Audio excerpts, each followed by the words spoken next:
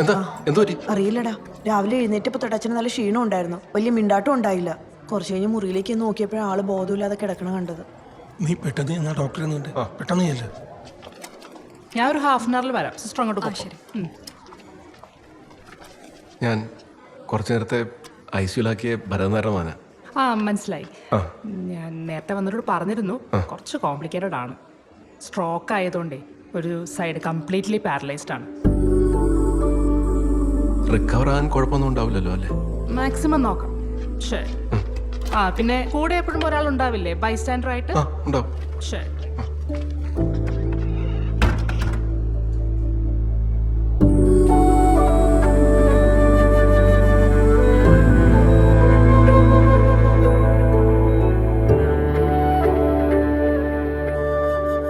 ഒരു side paralyse ആയെന്നൊക്കെ പറയണം. ഒരാൾ എന്തായാലും ഇവിടെ നിൽക്കണമെന്നും പറഞ്ഞിട്ടുണ്ട്. അത് ഞാൻ നിന്നോളാം. നിങ്ങളല്ലോ എന്താവശ്യമുണ്ടെങ്കിലും പറഞ്ഞാൽ മതി. എടാ പിന്നെ ഞാൻ ലതയെ വിളിച്ച് ഇവിടുത്തെ കാര്യങ്ങളൊക്കെ പറഞ്ഞിട്ടുണ്ടായിരുന്നു. വൈകാതെ പോന്നോളാനും പറഞ്ഞു. എന്തായാലും അവൾ ഇങ്ങോട്ട് വരാനിരുന്നാണല്ലോ.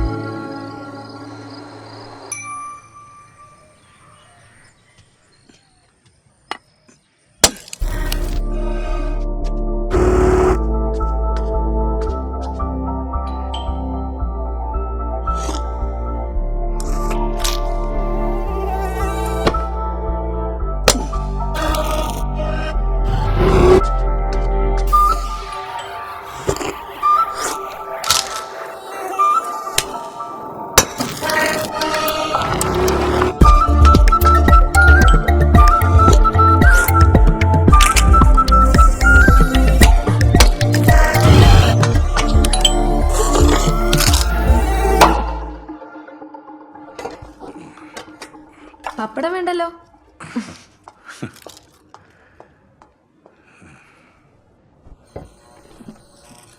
ആൾക്ക് അവിടുത്തെ ഒന്നും പിടിക്കില്ല. അതുകൊണ്ട് ഭക്ഷണം 3 നേരം ശശി തന്നെയാണ് കൊണ്ട് കൊടുക്കുന്നത്. ചേച്ചിക്ക് ഒറ്റയ്ക്ക് പറ്റുന്നുണ്ടോ അവിടുത്തെ കാര്യങ്ങള്? നമ്മുടെ ഭാഗത്തുനിന്ന് ഒരാൾ വേണമെന്നേ ഉള്ളൂ. അവക്കായിട്ട് വലിയ പണിയൊന്നുമില്ല അവിടെ. അങ്ങോട്ടായാലും ഇങ്ങോട്ടായാലും രാത്രി യാത്ര ഒഴിവാക്കാൻ ഞാൻ എത്ര വട്ടം പറഞ്ഞിട്ടുണ്ട്. നിങ്ങൾക്ക് പകൽ വിളിച്ച് തോന്നുന്നത് എന്താ പ്രശ്നം? അല്ല, പെട്ടെന്നുള്ള വെക്കേറ്റിംഗ് ആയതുകൊണ്ട് അഡ്വാൻസ് തിരിച്ചു തരാൻ ഓണർക്ക് കുറച്ച് ടൈം എടുത്തു. എന്നിട്ട് മൊത്തം കാശ് കിട്ടിയോ? കിട്ടി. പക്ഷേ ഷിഫ്റ്റിങ്ങുള്ള വണ്ടി വിളിച്ചപ്പോഴേക്കും അത് മൊത്തം തീർന്നു. വെള്ളം വെച്ചാൽ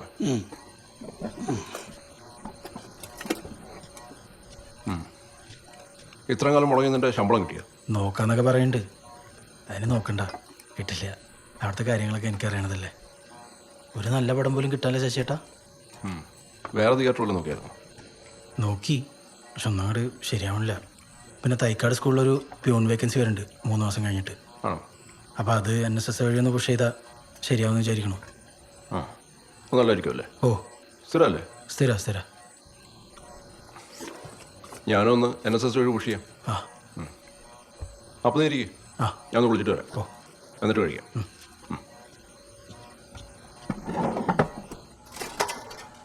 എടാ നീ തോർത്തുകൊണ്ടെടുത്ത് വെച്ചേ. എണ്ണ കുപ്പിയോടാ വച്ചത് കാണും. അവിടെ കാണും നോക്ക്. ആ ഗോപന്റെ കാര്യം എത്രയും വേഗം ശരിയാക്കണം. അമ്മേ, ഞാനത് നോക്കുന്നുണ്ട്. അല്ല, അച്ഛന് സുഖമില്ലാത്തതുകൊണ്ടാണ് കുടുംബത്തിലെല്ലാവരും കൂടിയിരിക്കണേന്ന് തൽക്കാലം നമുക്ക് കുറച്ച് ദിവസം പറഞ്ഞു നിൽക്കാം. അത് കഴിഞ്ഞാൽ അദ്ദേഹത്തിന് ഭേദമായി വീട്ടിലെത്തില്ലേ? അപ്പൊ പിന്നെയും ഗോപനെ ഇവിടെ കണ്ട ജോലി പോയി ഭാര്യ വീട്ടിൽ താമസമാണെന്ന് നാട്ടുകാരെല്ലാം മണത്തറിയും. പിള്ളേരായില്ലേ എന്നുള്ള ചോദ്യത്തിന് പുറമെ ജോലിയായില്ലേ എന്നുള്ള ചോദ്യവും കൂടെ വരും. നാണക്കേട് നമുക്കും കൂടാ. ഇതൊക്കെ ആലോചിച്ചുള്ള വേവലാതി അദ്ദേഹത്തിനുണ്ടായിരുന്നു. അച്ഛൻ അങ്ങനെ പറഞ്ഞായിരുന്നോ മേഡം? അച്ഛനും പ്രതി അങ്ങനെയൊക്കെ പറയണോ? 19 കൊല്ലമായിട്ട് അദ്ദേഹത്തിനോട് താമസിക്കല്ലേ. ആ മനസ്സ് നന്നായി വായിക്കാൻ അറിയാം.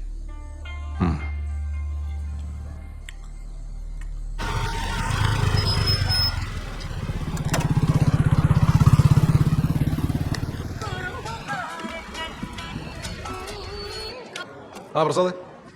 ശശിട്ടാ, ഞങ്ങൾ മധുരന്റെ വീട്ടിൽ തീർത്തുണ്ട്. അവിടെ എപ്പോഴാണ് ഡേറ്റ് നോക്കി പറഞ്ഞാൽ മതി. എടാ, ഇവിടെ പൂജ നടത്താനുള്ള അവസ്ഥയിലല്ല. ഹോസ്പിറ്റലും കാര്യങ്ങളൊക്കെ ആയിട്ട് മൊത്തം ഓട്ടത്തില്ല. അച്ഛനൊന്ന് ഡിസ്ചാർജ് ആയിക്കോട്ടെ. അല്ല അപ്പോൾ ഞങ്ങൾ വെയിറ്റ് ചെയ്യണോ അതോ?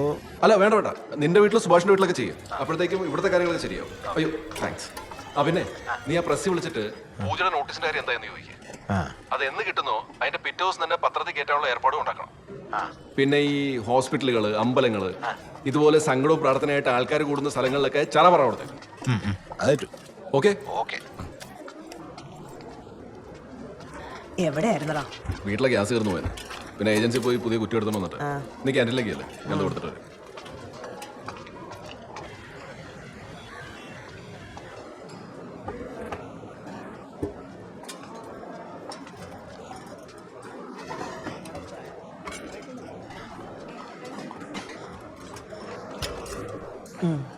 ഡാ, ഇവിടെ ആരാ അഡ്മിറ്റ് ആയിരിക്കണേ? എന്തേ? ഈ കഞ്ഞിയക്കാച്ച മാത്രം കുടിച്ചാ പോരെ? നിങ്ങൾക്ക് കഴിക്കാൻ വീട്ടിലുണ്ടാക്കണ എന്തെങ്കിലുമൊക്കെ എനിക്കും കൂടെ കൊണ്ടുപോവാ. ഇത് കഴിച്ച് നാവ് ചത്തു. അതിനോട് ഉണ്ടാക്കും. ഇനി എത്ര ദിവസം കൂടെ കിടക്കേണ്ടി വരുമെന്ന് അങ്ങനെ ഡോക്ടർ പറഞ്ഞു? അതൊന്നും പറഞ്ഞില്ല. ഹാർട്ട് വീക്കാ. ഇനിയൊന്നുകൂടെ ഉണ്ടായാൽ ബുദ്ധിമുട്ടായിരിക്കും എന്ന് പറഞ്ഞു. ആ സൈഡ് പാരലൈസ് ആയത് ചികിത്സിച്ചാൽ പോകും.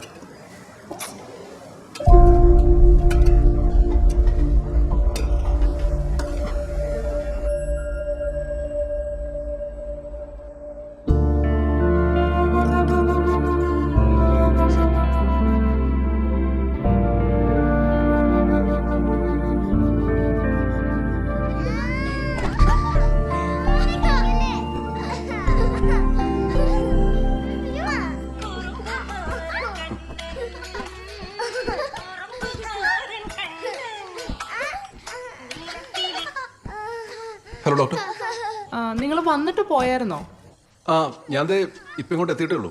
എന്തേ? ഞാൻ നിങ്ങളെ ഒന്ന് കാണണമെന്ന് വിചാരിച്ചിരിക്കുകയായിരുന്നു. അല്ല, ഞാൻ അങ്ങോട്ട് വരണോ? ഏയ് വേണ്ട വേണ്ട, ഇങ്ങനെ തന്നെ പറയാം.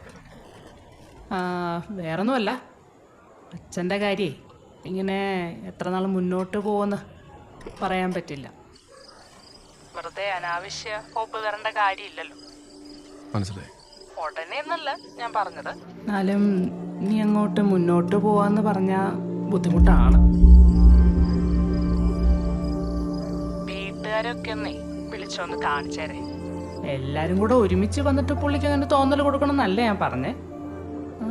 കുറച്ച് ആൾക്കാരൊക്കെ ഒന്ന് വന്നിട്ടേ കൊണ്ടുപോകുന്നതിൽ തെറ്റില്ല എന്ന് പറയായിരുന്നു. ഞാൻ വേണ്ട പോലെ ചെയ്യാം ഡോക്ടറെ. ശരി ശരി, ഓക്കെ ഡോക്ടർ. ശശി മുടന്ന് രാവിലെ നീ പറമ്പിൽ പോകുമ്പോഴേ കുഴപ്പം കണ്ടാ ഒന്ന് പൊട്ടിച്ചോണ്ട് പോവാ. തോരൻ വെച്ച് തന്നുവിടാം ഞാൻ അച്ഛന്.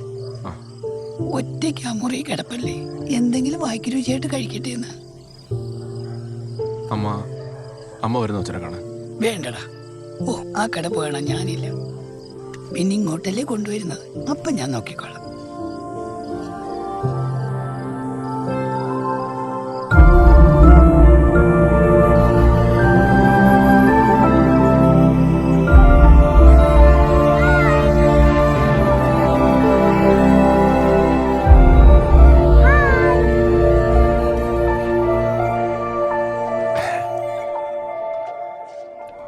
അതെ, നിങ്ങൾ വരുമ്പോ ഒന്ന് ഡോക്ടറിനെ കാണാൻ പറഞ്ഞിരുന്നു. ശരി, ഞാനെന്നാ പോയി. ശരി, പോയിട്ട് വാ.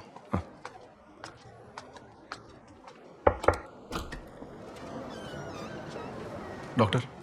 വാ, നമുക്കേ അച്ഛനെ ഒന്ന് പോയി കാണാം. എന്തുപറ്റി? അച്ഛനെ ഇന്നലെ മുതൽ നിങ്ങളെ ഒന്ന് കാണണമെന്ന് പറയുന്നുണ്ടായിരുന്നു. ഈ സമയത്ത് സംസാരിക്കാൻ പാടില്ലെന്ന് ഞാൻ പരമാവധി പറഞ്ഞു നോക്കി. അച്ഛൻ ഒരു പൊടിക്ക് അടുക്കുന്നില്ല. അതാ ഞാൻ വിളിപ്പിച്ചത്.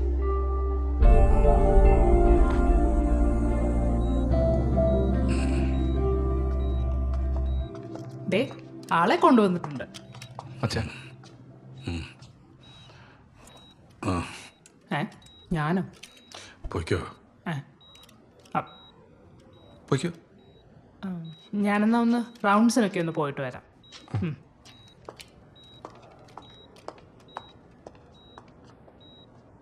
എന്താ കാണണമെന്ന് പറഞ്ഞേ? എൻ്റെ സമയം കഴിയാറായെന്ന് ഡോക്ടർ പറഞ്ഞു അല്ലേ? നീ എല്ലാവരെയും കൊണ്ട് കാണിക്കുന്നുണ്ടല്ലോ എന്നും. അല്ല സാർ, എല്ലാവരും കാണണമെന്ന് പറയുന്നുണ്ടായിരുന്നു. കുറച്ചായില്ലേ കണ്ടിട്ട്. ഞാനൊരു മുരടനായിരുന്നു അല്ലേ? എന്ത്? അങ്ങനെ തോന്നി. ഈ വിലപ്പെട്ടതൊക്കെ ഇങ്ങനെ പിശുക്ക് കൂട്ടി വയ്ക്കുന്ന പോലെ തന്നെയാ നിങ്ങളോട് സ്നേഹത്തിൻ്റെ കാര്യത്തിലും ചെയ്തത്. ആ അബദ്ധമായിപ്പോയി. എനിക്കെല്ലാവരെയും ഒരുമിച്ച് കാണണമെന്നുണ്ടാ. അതിങ്ങനെ ഈ ചില്ലിനപ്പുറം നിന്നോണ്ടല്ല, നമ്മൾ തറവാട്ടി വെച്ച് എല്ലാവരെയും ഇങ്ങനെ തൊട്ടും തലോടിയും മതിയാവോളം കെട്ടിപ്പിടിച്ചു. ഞാൻ ശാന്തിയുടെ പിള്ളേരെ എടുക്കുകയോ കുഞ്ചിക്കുകയോ ഒന്നും ചെയ്തിട്ടില്ലല്ലേ.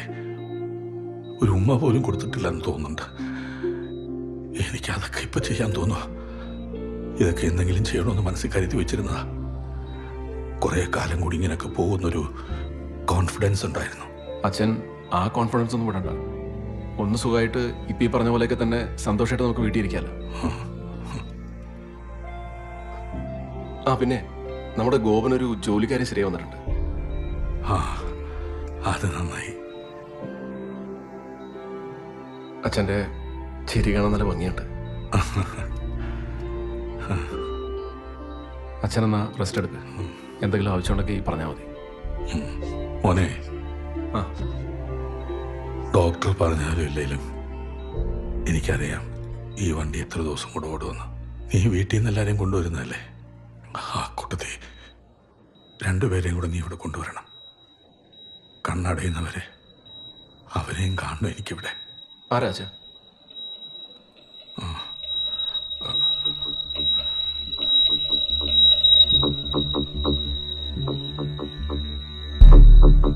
ശ്രീകണ്ഠപുരത്ത് ഞാൻ ജോലി ചെയ്തിരുന്ന സമയത്ത് കഴിഞ്ഞ 30 വർഷമായിട്ട് ഒരു കുടുംബം കൂടെ ഞാൻ നോക്കുന്നുണ്ട്.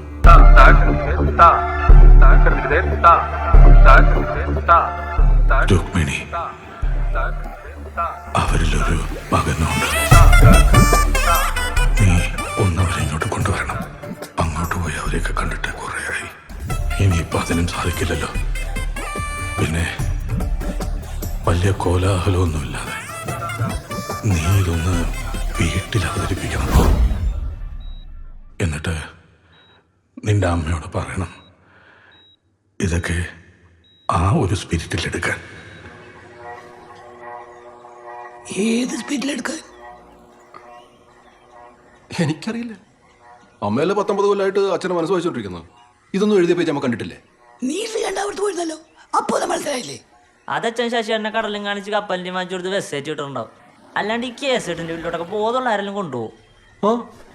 ആളെയും കൊണ്ടുപോകും. ആ പിന്നല്ലാണ്ട് ഇതായിരിക്കും അച്ഛൻ ഉദ്ദേശിച്ച സ്പിരിറ്റ്. നീ ഓടാ അവിടുന്ന്. നീ കാര്യം പോടാ.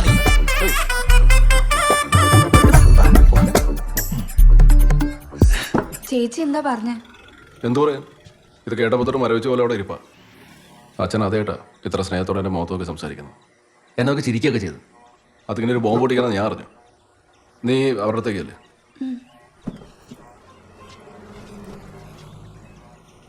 അമ്മയ്ക്ക് എവിടെ ഒരു സൂചന പോലും കിട്ടിയില്ലായിരുന്നല്ലേ?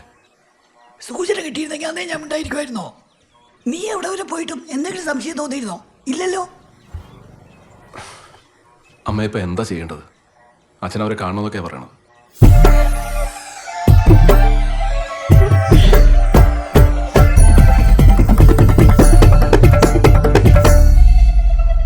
ഉള്ള പണിയും പോയി വഴിമുട്ടി നിന്നിട്ടും സ്വന്തം കുടുംബത്ത് പോകാതെ ഞാൻ ഇങ്ങോട്ട് തന്നെ വന്ന എന്താ നിനക്കറിയാലോ. ഞാൻ വേണേ ഇത് മനസ്സിൽ വെക്കാം, എനിക്ക് കുഴപ്പമൊന്നുമില്ല. പക്ഷെ എൻ്റെ കുടുംബക്കാരെ അറിഞ്ഞ ചെവിതയിൽ കേൾപ്പിക്കൂല. വല്ലതും പറഞ്ഞ് മനസ്സിലാക്കാന്ന് വെച്ചാൽ എനിക്ക് അവിടെ അത്ര വോയിസും ഇല്ല. അമ്മ എന്താ പറയണേ? ഒന്നും പറഞ്ഞൊന്നുമില്ല. അല്ലെങ്കിലും ഇപ്പം എന്ത് പറയണേ? നിങ്ങൾക്ക് എന്താ തോന്നുന്നു? അച്ഛൻ എത്ര ദിവസം ഉണ്ടെന്നാ അവർ പറയണേ? അങ്ങനെ എത്രയെന്നൊന്നും പറഞ്ഞില്ല. എന്നാലും അധികം പോകില്ലെന്നാ പറഞ്ഞേ. എന്നാ പോയി വിളിച്ചൂട്ടാ, ഒരാഗ്രഹം പറഞ്ഞാലേ. പാവം. അവര് വന്നിട്ട് ആരെങ്കിലും കണ്ടാ അത് കുഴപ്പമാവത്തില്ലേ? ഏയ് അത് കുഴപ്പമൊന്നുമില്ല. ആരെങ്കിലും ചോദിച്ചാൽ നമ്മുടെ വകയിൽ അമ്മയാണെന്നോ ചെറിയമ്മയാണെന്നോ ഒക്കെ പറഞ്ഞാൽ പോരെ. ആ മതിയല്ലേ? ഓ, അങ്ങനെയാണെങ്കിൽ അച്ഛൻ്റെ അഡ്രസ്സ് വാങ്ങിയിട്ട് വൈകാതെ അങ്ങ് വിട്ടോ. യാത്രക്കാരുടെ ശ്രദ്ധയ്ക്ക് ട്രെയിൻ നമ്പർ